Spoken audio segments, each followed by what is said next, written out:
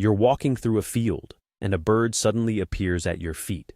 It's on the ground, wings spread wide, dragging, head tilted at a wrong angle. It's calling, a broken, desperate sound, and it's moving away from you, but barely, like something in it is failing. Your first instinct is to help. Your second is to follow, and that's exactly what it wants. The moment you've been pulled far enough from the spot it was guarding, something changes. The wing snaps back, the calls stop, and the bird takes off, perfectly healthy, perfectly whole, and is gone before you've fully understood what just happened. You were just deceived by an animal with a brain the size of a walnut. And the unsettling part? It works almost every single time. Welcome to one of the most psychologically sophisticated behaviors in the natural world. Today we're going into the science of how birds fake their own death, fake their own injury, and manipulate the behavior of animals many times their size. Not by being stronger, not by being faster, but by understanding something most predators never learned to question. The appearance of vulnerability is one of the most powerful weapons in nature. Part 1. 2 strategies, 1 goal. Before we go into the science, you need to understand that birds have evolved 2 distinct versions of this deception, and they're psychologically different in a way that matters. The first is called Thanatosis. That's the scientific term for playing dead. Complete stillness, limp body, eyes closed or glazed, no movement, no sound. The bird doesn't perform. It simply stops, and it holds that stillness, sometimes for minutes at a time, while a predator examines it. The second is called a distraction display, specifically the broken wing display, and this one is the opposite of stillness. It's performance, active, calculated, theatrical. The bird doesn't pretend to be dead. It pretends to be almost dead, injured, vulnerable, catchable, and then it moves. It leads. It directs your attention and your feet exactly where it wants them to go. Same outcome, completely different psychology. And the fact that birds evolved both, separately, for different situations, tells you something important about how sophisticated this is. Part 2. Thanatosis. What happens inside the bird. Here's the part of this that most people never think about. Playing dead isn't simple. It requires the bird to override its most powerful survival instinct, the urge to flee, and replace it with complete controlled stillness. In a moment when every neuron is flooded with fear signals, the bird has to shut down its motor output and hold. Research published in Progress in Brain Research, looking at the neuroscience of tonic immobility in birds, found that the mechanism involves the periaqueductal gray, a region deep in the brainstem that is the brain's primary coordinator of fear responses. When a threat is perceived as completely inescapable, when fighting and fleeing are both calculated as futile, the PAG suppresses motor output. The muscles don't receive the signal to move. The bird goes still not because it chose stillness, but because its brain has determined that stillness is the only remaining option. This is important. Thanatosis isn't a trick the bird decides to play. It's a last resort protocol that the brain engages when every other option has failed. The bird that goes limp in a predator's jaws isn't acting. It's in a state that researchers describe as closer to a controlled shutdown, a temporary paralysis driven by the amygdala pushing fear signals past the threshold that the prefrontal cortex can manage. And here's the part that works.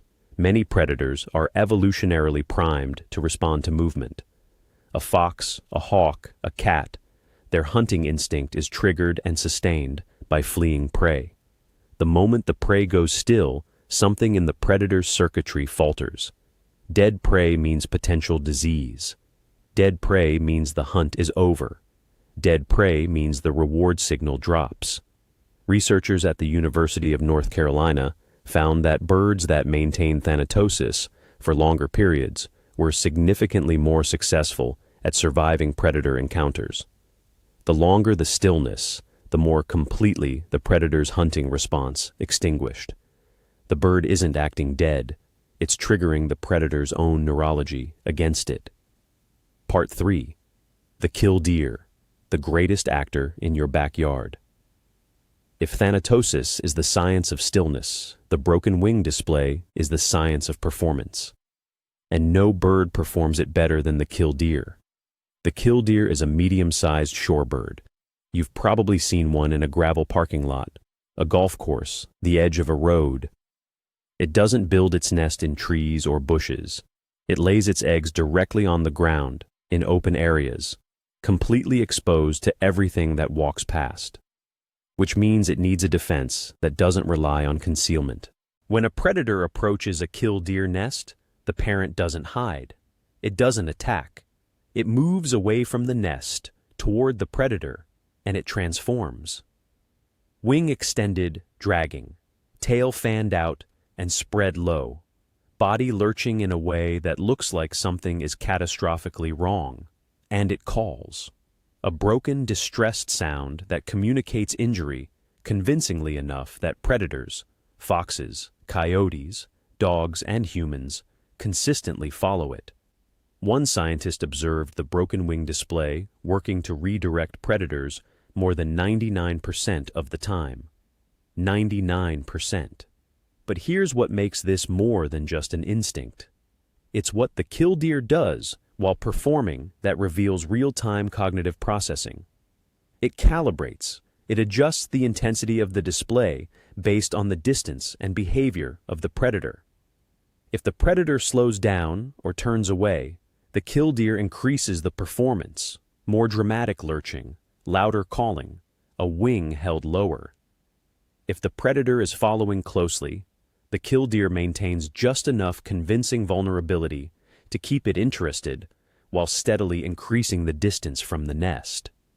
And the moment the distance is sufficient, the moment the calculation tips, the display ends. Instantly, the wing comes back, the calls stop, the bird takes flight and returns to the nest. What you just witnessed is not instinct running on rails. It's active monitoring, active adjustment, active decision-making in real time. The Killdeer is not just performing, it is managing a situation. Part 4. The psychology behind why it works. This is the part that goes deeper than most people expect. Why does the broken wing display work so reliably? The obvious answer is that predators are fooled by the appearance of easy prey, but the real answer is more interesting than that. Research on distraction displays, compiled by ornithologist Paul Smith of Environment and Climate Change Canada, who has studied shorebirds for over 25 years, shows that the displays exist on a spectrum. At the simplest end, birds just call loudly to redirect attention. More complex versions involve a crouched run that mimics the movement of a rodent, what researchers literally call a rodent run, which exploits predators who primarily hunt small mammals. And at the most sophisticated end, the broken wing display exploits something fundamental about how predators assess risk. An injured animal triggers a specific psychological response in a predator. The calculation shifts from chasing to closing in. The hunting mode changes. And in that shifted mode, the predator is no longer scanning the environment. It's focused on the seemingly incapacitated bird in front of it. The nest, the eggs, the real objective, all of it drops out of the predator's awareness because the injured bird has consumed all available attention. This is a manipulation of attention, not just a manipulation of behavior. The Killdeer doesn't just lead predators away. It occupies their minds. And it does this by exploiting something the predator can't easily override, the evolved preference for vulnerable prey. A predator that learned to distrust apparent vulnerability would fail more hunts than it would succeed. So the vulnerability bias stays, and the Killdeer has been using it for millions of years. Part 5. What this tells us about bird psychology. Here's why this matters beyond the clever biology. For decades, we assumed that animal deception was mostly reflexive. Hardwired responses that looked like strategy but weren't. What the research on distraction displays has gradually revealed is that the line between reflex and cognition is far less clear than we thought. The killdeer that adjusts the intensity of its broken wing display in real time based on predator behavior is doing something that requires a model of the predator's mental state. It's not just performing. It's monitoring whether the performance is working and changing it when it isn't. That's what cognitive scientists call theory of mind. The capacity to model what another individual is perceiving and adjust your behavior based on that model. Whether birds have full theory of mind is still debated, but what's not debated anymore is that the behavior of birds, like the killdeer, demonstrates functional theory of mind. They act as though they understand what the predator is seeing, and they use that understanding to their advantage. That's not a reflex. That's something older and stranger and more impressive. The bird in your yard that you watch at the feeder, that you think of as simple, instinct-driven, unaware, belongs to the same class of creature that evolved the capacity to model another mind's experience and exploit it.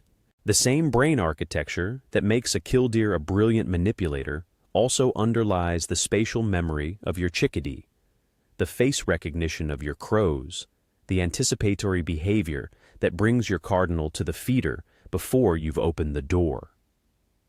These are not simple animals living simple lives.